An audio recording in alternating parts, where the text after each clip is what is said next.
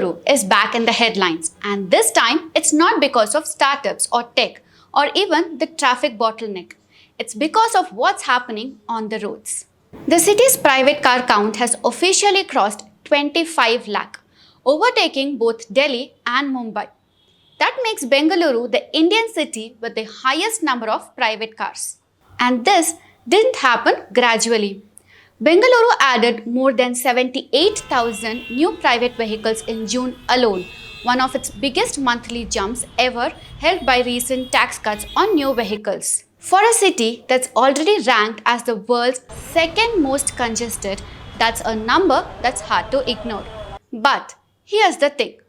Cars alone don't explain traffic. To understand what's really happening, we need to look at how people move without cars.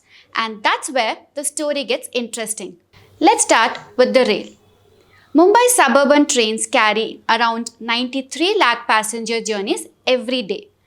Delhi Metro isn't far behind with 64.6 lakh daily riders.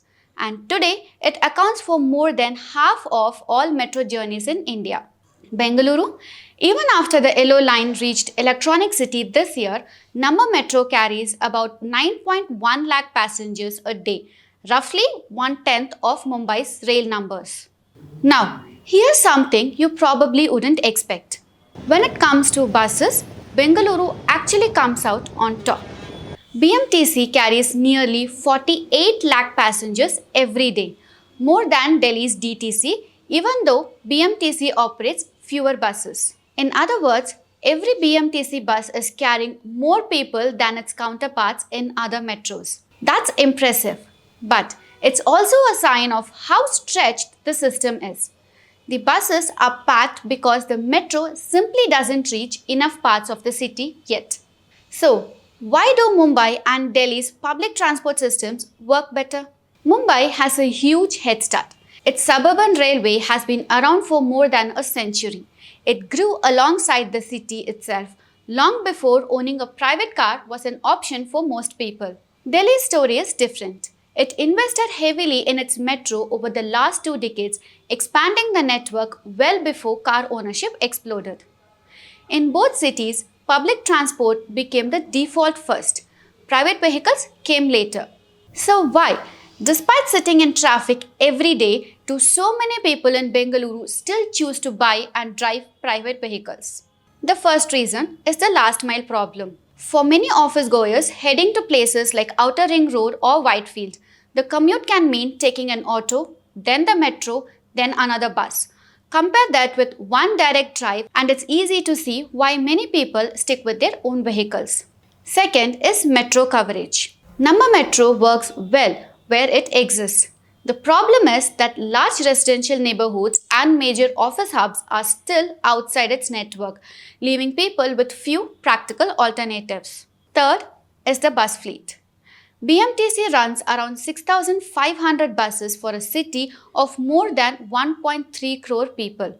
That's why overcrowded buses and long waits during peak hours have become a familiar experience. And finally, there's weather and walkability.